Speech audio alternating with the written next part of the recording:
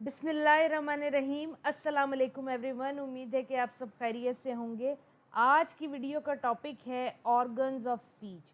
आज की इस वीडियो में हम ऑर्गन्स ऑफ स्पीच को स्टडी करेंगे। ऑर्गन्स ऑफ स्पीच जो हैं फंक्शन के लिहाज से तीन तरह की डिवीज़न में डिवाइडेड हैं।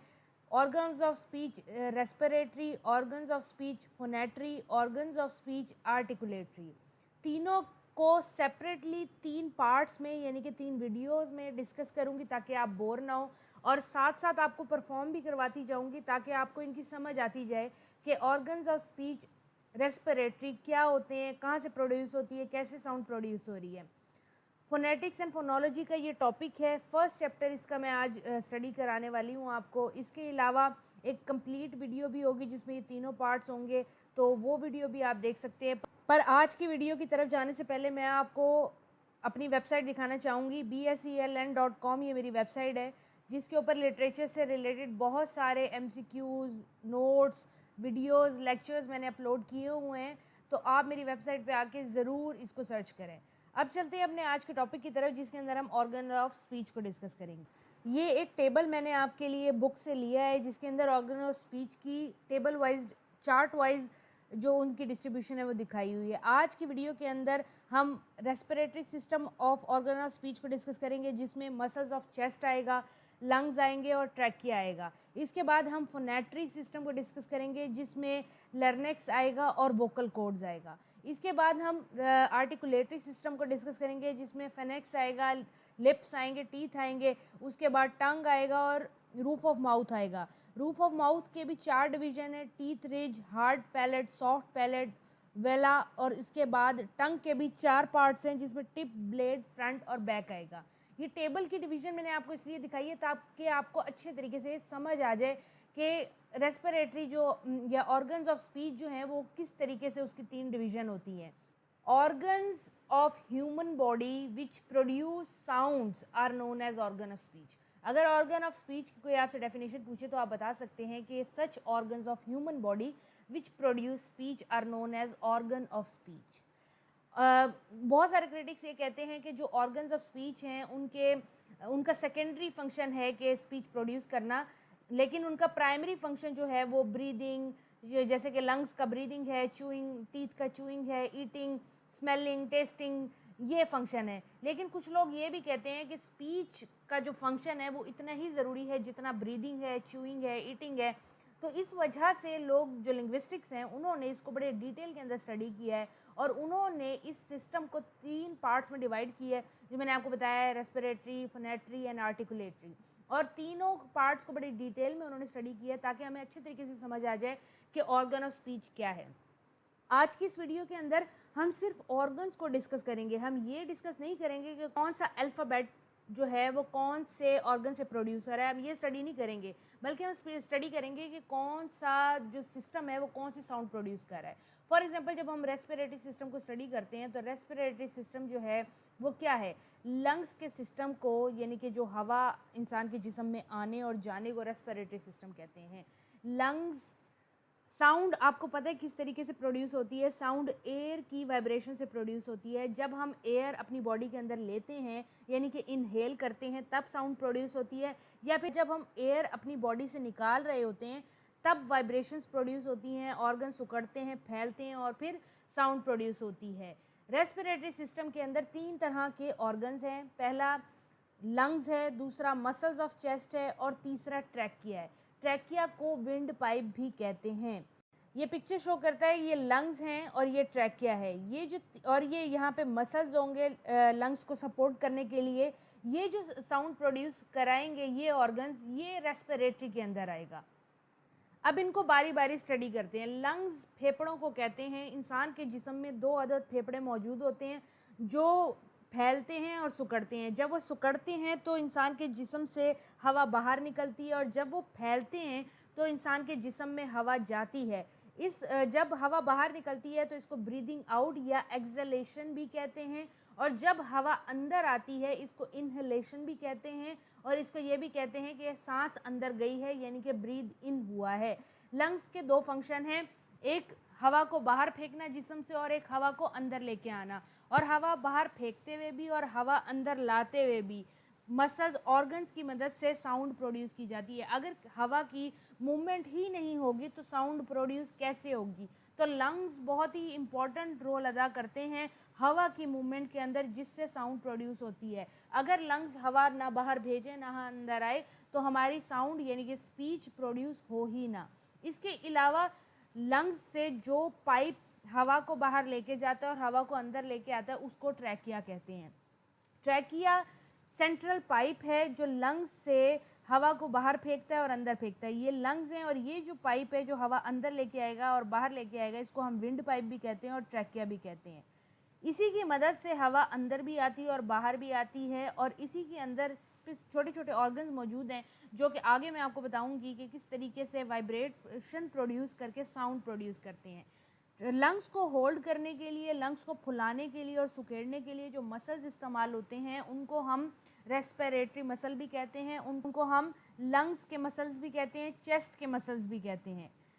तो ये जो रेस्पिरेटरी सिस्टम है इसके अंदर 3 तरह के ऑर्गन्स मौजूद हैं जो स्पीच प्रोड्यूस करने में हमारी मदद करते हैं। एक तो लंग्स, फिर जो मसल्स लंग्स को होल्ड कर रहे हैं यानी कि मसल्स ऑफ चेस्ट, और उसके अलावा trachea.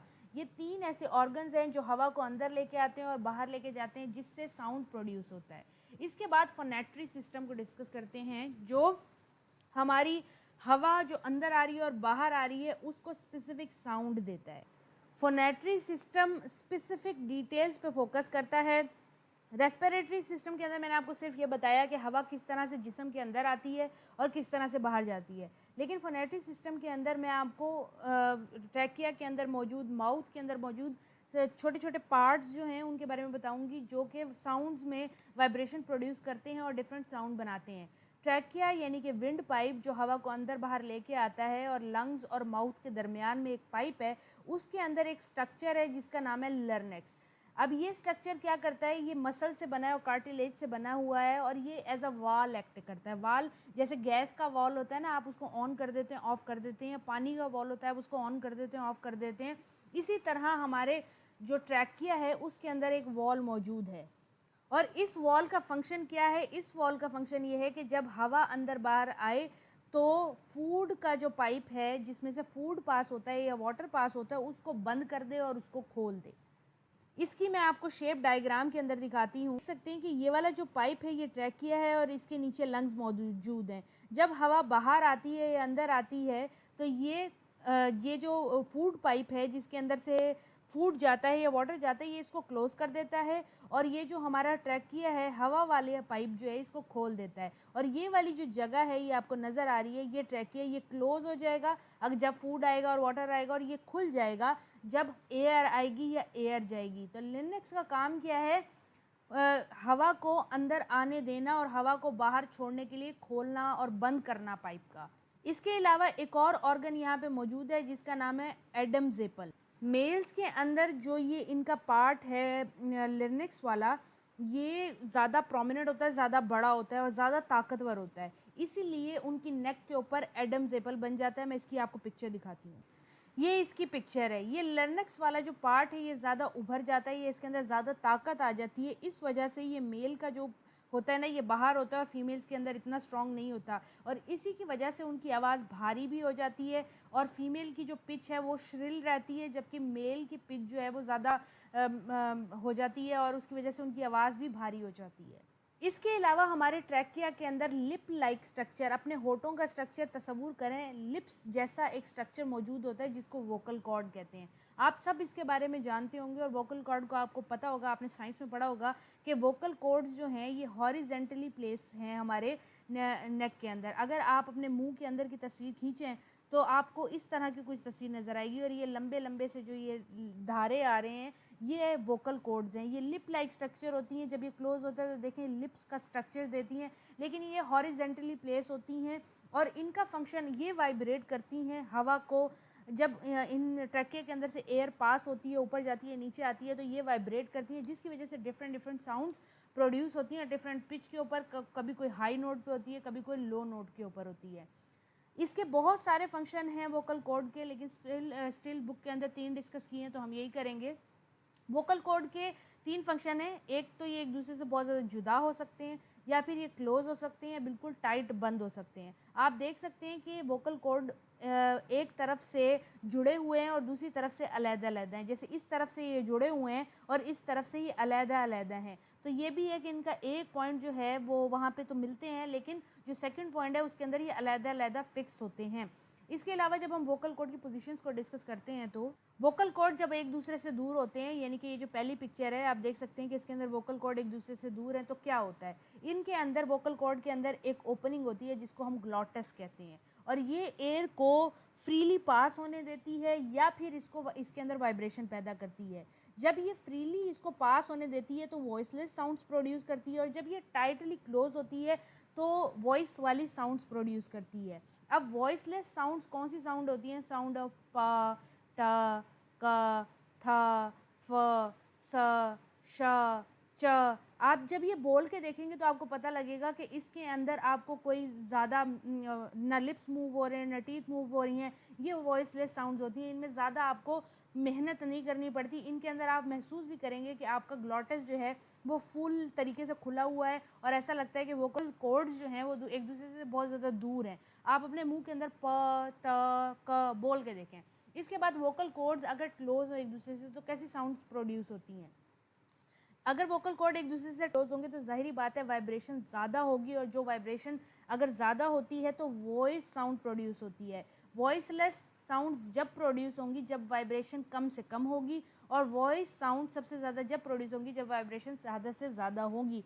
For example voice sound कौन कौन सी है? ब, ड, ग, व, ज, न, व, ज। आप बोल के जब इनको देखेंगे तो आपको पता लगेगा। इसके अलावा वोकल कॉर्ड्स अगर टाइटली टुगेदर हो, और टाइटली टुगेदर से मुराद ये है कि ग्लॉटस भी जो इनके बीच में मौजूद है, मैं आपको पिक्चर के अंदर दिखाती हूँ। जब हम पिक्चर के अंदर देखते हैं तो ये जो पोजीशन है यहाँ पे वोकल कॉर्ड्स मौजूद हैं, ये साइड पे, और ये जो बीच में खुली हुई जगह है ये ग्लॉटस कहलाती है। और जब ये खुली होगी तो जो हमारे वोकल कॉर्ड्स हैं वो वाइडली अपार्ट होंगे, एक दूसरे से दूर होंगे, और जितना ये क्लोज होती जाएंगी उतनी वाइब्रेशन बढ़ती जाएगी, और उतना ज़्यादा ऐसी साउंड्स प्रोड्यूस होंगी जिनमें वाइब्रेशन ज़्यादा इस्तेमाल होती है।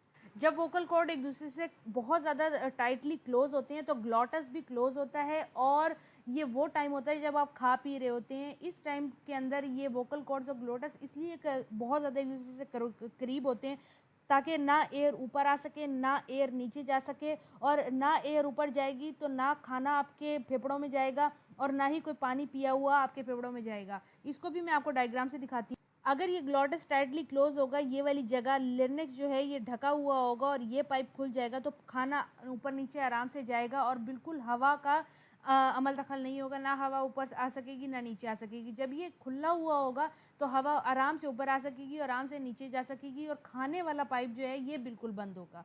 तो ये वाला सिस्टम है वोकल कॉर्ड का। 3 फंक्शंस हैं, एक वो वाइडली अपार्ट होता है, एक वो स्लाइटली क्लोज होता है, और एक वो टाइटली क्लोज होता है। टाइटली क्लोज के अंदर खाने पीने का ऑप्शन ओपन होता है और बोलने का ऑप्शन बिल्कुल ओपन नहीं होता। इसके बाद द मोस्ट कॉम्प्लेक्स सिस्टम हमारे पास आ जाता है जिसको हम आर्टिकुलेटरी सिस्टम कहते हैं। आर्टिकुलेटरी सिस्टम बोलने के अंदर सबसे ज़्यादा इंपॉर्टेंस रखता है, और यही वो सिस्टम है जो डिफरेंट तरीके की साउंड्स प्रोड्यूस करता है और फोनेटिक्स को फोनेटिक्स बनाता है। आर्टिकुलेटरी सिस्टम के अंदर वो सारे ऑर्गन्स आते हैं जो लर्निक्स से ऊपर आते हैं। लर्निक्स से ऊपर जो हमारी टंग आती है, टीथ आता है, सॉफ्ट पैलेट आता है, हार्ड पैलेट आता है, ये सारी जितनी भी चीज़ें हैं ये वो चीज़ें हैं जो साउंड के अंदर डिफरेंट वेरिएशंस प्रोड्यूस करती हैं, मॉडिफिकेशन करती हैं, जिसकी वजह से डिफरेंट तरह की quality and quantity of sound produce होती है। और यही वो सिस्टम है जो आपको मुख्तलिफ तरह की साउंड्स देता है। फॉर एग्जाम्पल लिरिक्स के ऊपर मैं आपको पिक्चर भी दिखाती हूँ। यहाँ तक जो पार्ट था वो लिरिक्स का था, और जब ऊपर का ये सारा पार्ट जो है जिसके अंदर nasal cavity, Oval cavity, nostrils वगैरह आते हैं, लिप्स आता है, टीथ आता है, और इसके अलावा लुआ आता है और फिनिक्स आता है, ये सारी चीज़ें जो हैं ऊपर के ऑर्गन्स हैं। और सबसे पहले हम डिस्कस करने वाले हैं लिप्स को। लिप्स बहुत ज़्यादा इंपॉर्टेंट पार्ट अदा करते हैं कोई भी साउंड मॉडिफाई करने के अंदर। और लिप्स जो किस तरह की साउंड्स प्रोड्यूस करते हैं, फॉर एग्जांपल अगर आप कोई कॉन्सोनेंट साउंड यूज़ कर रहे हैं, बोल रहे हैं, और उसको बोलते हुए आपके लिप्स आपस में टकराते हैं तो वो बाइलिबियल साउंड्स कहलाते हैं। फॉर एग्जांपल आप बोल के देखें प, ब। जब आप प और बा बोलते हैं तो आपका ऊपर वाला होठ जो है वो नीचे वाले होठ से टकराता है और नीचे वाला ऊपर वाले होठ से टकराता है, और इन साउंड्स को बाइलिबियल साउंड्स कहते हैं। इसके अलावा एक और साउंड प्रोड्यूस होती है लिप्स की तरफ से, उसको कहते हैं लबीडो डेंटल। लबीडो डेंटल कौन सी साउंड्स होती हैं? वो साउंड्स होती हैं जिसके अंदर आपके लिप्स जो हैं वो आपके टीथ से टकरा रहे होते हैं। अगर आप साउंड ऑफ फ और व बोल के देखें तो आपके आगे वाले दांत जो हैं वो नीचे वाले होठ से टकरा रहे हैं, और इन साउंड्स को लबीडो डेंटल साउंड्स कहते हैं। इसके अलावा लिप्स की शेप्स बहुत ज़्यादा इंपॉर्टेंट होती है कोई भी साउंड प्रोड्यूस करने के लिए। लिप्स की 3 तरह की साउंड्स होती हैं, एक राउंड होती है, एक स्प्रेड होती है और एक नेचुरल होती है। राउंड कुछ इस तरह की होती है, लफ्ज़ बोल के देखें सून। जब आप सून बोलेंगे तो आप देखेंगे कि आपके होठ एक दूसरे से करीब हो जाते हैं और ऊ की साउंड प्रोड्यूस होती है। इसी तरह जब आप कीन का लफ्ज़ बोलते हैं तो आपके लिप्स जो हैं वो स्प्रेड हो जाते हैं। आप बोल के देखें कीन, तो आप देखेंगे कि आपका एक होठ दूसरे होठ से दूर हो जाता है और आपके दांत बाहर आ जाते हैं। इसके अलावा आप नेचुरल लफ्ज़ को भी बोले कार्ड। अब इसके अंदर सून के अंदर जो वोवल प्रोड्यूस हो रहा है वो राउंड लिप्स से हो रहा है। इसी तरह कीन के अंदर जो वोवल प्रोड्यूस हो रहा है स्प्रेड, उसके अंदर आपके लिप्स किस तरीके के हैं। और कार्ड जो नेचुरल वर्ड है इसके अंदर आर के जो स्पेलिंग या अ का जो वोवल प्रोड्यूस हो रहा है उसके अंदर आपके लिप्स जो हैं वो नेचुरल पोजीशन पे या नेचुरल पोजीशन को रखते हैं। इसी तरह राउंड लिप्स का क्या फंक्शन है? राउंड लिप ऐसे वोवल्स प्रोड्यूस करने में मदद करती हैं जिनके अंदर आपके जो होठ हैं वो गोल हो जाते हैं। आप लफ्ज़ गॉड, सून बोल के देखें, इनके अंदर आपके लिप्स जो हैं वो गोल हो जाते हैं। जिन वोवल्स को अदा करते हुए आपके लिप्स गोल हो जाएं, जैसे कि ओ की साउंड, ओ की साउंड, इसके तो आप समझ लें कि ये राउंड लिप्स की साउंड है। अगर आपसे कोई पूछे कि स्प्रेड लिप्स की साउंड कौन सी है, तो ई की जो साउंड है आप बोल के देखें, ई एक लंबा वोवल साउंड प्रोड्यूस कर रहा है और ये स्प्रेड लिप्स है। नेचुरल लिप्स की साउंड क्या होती है? आप कार्ड के अंदर अ को जो लफ्ज़ इस्तेमाल कर रहे हैं, अ लंबा सा, ये भी नेचुरल वोवल है। अगर कोई आपसे पूछता है कि अ की साउंड कौन सी है तो आप बता सकते हैं कि नेचुरल लिप्स की साउंड है। इसके अलावा टीथ बहुत ज़्यादा इंपॉर्टेंट रोल अदा करते हैं कॉन्सोनेंट प्रोड्यूस करने के अंदर, जैसे थ, फ, व, ये वो साउंड्स हैं जो टीथ प्रोड्यूस करते हैं। इसके अलावा रूफ ऑफ माउथ भी बहुत ज़्यादा इंपॉर्टेंट है साउंड्स को प्रोड्यूस करने के लिए। रूफ ऑफ माउथ कौन सी होती है? आप देखें ये टीथ है और इसके बाद आप यहाँ पे देख सकते हैं कि ये हार्ड पैलेट है, सॉफ्ट पैलेट है, और इसके बाद टॉन्सिल्स और वेलोआ आगे आते हैं। टीथ के बाद, फॉरन टीथ के गुजरने के बाद यहाँ पे एक टीथ रिजिड जगह है। आप अपनी टंग से फील करके देखें, टीथ के फ़ौरन बाद एक उभरी हुई सी जगह है, इसको एविलोर रिजिड भी कहते हैं और cortex part of roof of mouth भी कहते हैं। ये फ़ौरन ही दांतों के बाद ये जगह आ जाती है और ये कौन सी साउंड प्रोड्यूस करने में मदद करती है? ये हमें ट, ड जैसी साउंड प्रोड्यूस करने में मदद करती है। ये वो साउंड प्रोड्यूस करती है जिसके अंदर हवा आराम से जब हमारे फेफड़ों से बाहर आ रही होती है तो वो एकदम मुंह के अंदर रुकती है और फिर रिलीज़ होती है। आप ट और ड की साउंड के अंदर महसूस करेंगे कि आपके मुंह के अंदर रुकी हुई साउंड एकदम से बाहर निकलती है। इसके अलावा हार्ड पैलेट की जो साउंड्स हैं वो सिसिंग साउंड्स होती हैं या हिसिंग नॉइस को कहती हैं। वो साउंड्स जो श, स, फ की साउंड है, ये हार्ड पैलेट की साउंड्स कहलाई जाती हैं। इनको हिसिंग नाउड्स भी कहते हैं। हिसिंग नॉइसेस कौन सी होती हैं? की जो साउंड होती है ये हिसिंग नॉइस होती है और ये हार्ड पैलेट से प्रोड्यूस होती है। इसके बाद सॉफ्ट पैलेट या वेलम की साउंड्स भी होती हैं। साउंड ऑफ क एंड ग जो जैसी साउंड जो हैं ये सॉफ्ट पैलेट से प्रोड्यूस होती हैं। सॉफ्ट पैलेट से भी 2 तरह की नॉइज़ प्रोड्यूस होती हैं। अगर सॉफ्ट पैलेट राइज हुआ है तो और तरह की साउंड प्रोड्यूस होंगी, और अगर सॉफ्ट पैलेट झुका हुआ है या लोअर्ड है तो और तरह की साउंड्स प्रोड्यूस होंगी। फॉर एग्जांपल, अगर हमारा सॉफ्ट पैलेट उभरा हुआ है या राइज हुआ है तो ओरल साउंड्स प्रोड्यूस होंगी, और अगर हमारा सॉफ्ट पैलेट जो है वो झुका हुआ है, बैठा हुआ है, तो नेज़ल साउंड्स या नेज़लाइज्ड साउंड प्रोड्यूस होंगी।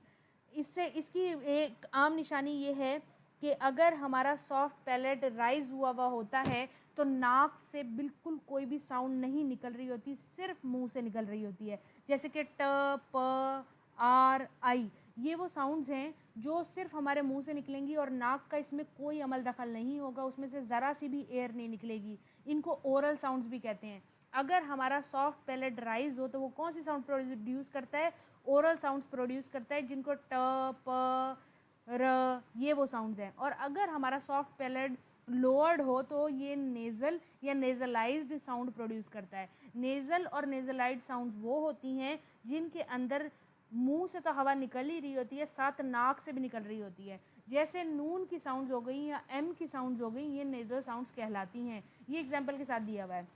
ओरल आर्टिकुलेशन वो होती है जिसमें मुंह से देखें साउंड निकल रही है और ये राइज हुआ है हमारा सॉफ्ट पैलेट। और जब हमारा सॉफ्ट पैलेट झुका हुआ होता है, लोअर हुआ होता है, तो मुंह से भी साउंड निकल रही होती है और नाक से भी निकल रही होती है। इनको नेज़ल आर्टिकुलेशन कहते हैं। फिगर की मदद से हम इनको ज़्यादा अच्छे तरीके से समझ सकते हैं। अगर हमारा जो सॉफ्ट पैलेट है वो उसके राइज हुआ है तो नेज़ल पैसेज बिल्कुल ब्लॉकेज है और ओरल साउंड्स प्रोड्यूस हो रही हैं। और इसी तरह अगर हमारा सॉफ्ट पैलेट लोअर है, नीचे झुका हुआ है, तो दो तरह की नेज़ल साउंड्स प्रोड्यूस होंगी। एक वो जिसके अंदर ओरल पैसेज ब्लॉक हुआ हो, जिसको हम नेज़ल साउंड कहते हैं, और एक वो जिसमें हमारा ओरल पैसेज ओपन हो, उसको हम नेज़लाइज साउंड कहते हैं। ये डिस्ट्रीब्यूशन ऑफ साउंड है, ये आपको पता होनी चाहिए, एज इट इज़ आपने पेपर में लिखनी है। इसके बाद वेलुला जो है ये बहुत ज़्यादा इंपॉर्टेंट है, हमारी साउंड्स को प्रोड्यूस करने के लिए सॉफ्ट पैलेट को मदद करता है। इसके अलावा हमारी टंग भी चार तरह की हिस्सों में डिवाइड है और चार तरह की फंक्शंस प्रोड्यूस करती है, चार तरह के फंक्शन अदा करती है साउंड प्रोड्यूस करने में। टंग की टिप, ब्लेड, फ्रंट और बैक, ये चार ऐसी जगहें हैं जो डिफरेंट तरह की साउंड्स प्रोड्यूस करने में मदद करती हैं। टिप जो है वो एक्सट्रीम एंड है हमारी टंग का। ब्लेड जो है ये हमारा जो बड़ा हिस्सा होता है, इसको एविलर रिज कहते हैं और ये हमारे तालू से लगता है। और इसके अलावा फ्रंट जो है हमारा आगे वाला हिस्सा जो हार्ड पैलेट से लगता है, जो दांतों के फौरी बाद आता है। और इसके बाद बैक जो हमारी वेलम से लगती है या सॉफ्ट पैलेट से लगती है। जाज, दांत हमेशा से बहुत ज़्यादा इंपॉर्टेंट रहे हैं साउंड प्रोड्यूस करने में। अगर आप किसी बुज़ुर्ग के देखें जिनके दांत ना हो तो वो तोतला बोल रहे होते हैं, उनके लफ्ज़ की अदायगी सही नहीं होती। इसलिए जो लोग या लिंग्विस्टिक्स हैं उन्होंने दांतों पे भी बहुत ज़्यादा फोकस किया और बताया है कि किस तरीके से साउंड्स प्रोड्यूस होती हैं। ये चार्ट बहुत ज़्यादा इंपॉर्टेंट है, अगर आप इसको एज इट इज़ याद कर लें तो आपको ऑर्गन्स ऑफ स्पीच याद हो जाएंगे। सबसे पहले रेस्पिरेटरी सिस्टम, जिसमें मसल ऑफ चेस्ट के बारे में जिक्र किया गया है, लंग्स और ट्रैकिया को बताया गया है। फिर फोनेटरी सिस्टम जिसमें लर्नेक्स वोकल कॉर्ड का जिक्र किया गया। फिर आर्टिकुलेटरी आता है जिसमें pharynx, lips, teeth, tongue, roof of mouth जो चार हिस्सों में डिवाइडेड है, teeth ridge, hard palate, soft palate, uvula, tips, blade, front और बैक। ये मैंने आपको पिक्चर के साथ दिखाए हैं ताकि आपको इनको अच्छी तरीके से समझ आ जाए। उम्मीद है कि आपको आज की वीडियो समझ आ गई होगी। अगर आप ऑर्गन ऑफ स्पीच को समझ गए हैं और आपको पता है कि कौन सा ऑर्गन कौन सी जगह पे लाई कर रहा है, जो कि मैंने ये दिखाई हुई है कि कौन सा ऑर्गन कौन सी जगह पे याद कर रहा है, इसको एज इट इज़ डायग्राम को बना लेंगे तो आपको याद हो जाएगा। और इनके फंक्शंस एक एक इनके साथ लिख लेंगे तो ये आपको याद हो जाएगा। नेक्स्ट वीडियो के अंदर हम डिस्कस करेंगे कि कौन सा ऑर्गन जो है वो इंग्लिश के अंदर कौन सी साउंड प्रोड्यूस करता है, ताकि आपको उस पर भी अच्छी तरीके से अबूर हासिल हो जाए। अगर आपको आज की वीडियो पसंद आई है, समझ आई है, तो इस वीडियो को लाइक कर दें, दोस्तों के साथ ज़रूर शेयर करें। अगर कोई चीज़ समझ नहीं है तो कमेंट बॉक्स में पूछें, मैं ज़रूर बता दूंगी। अगली वीडियो तक के लिए अपना ख्याल रखें। अल्लाह हाफ़िज़।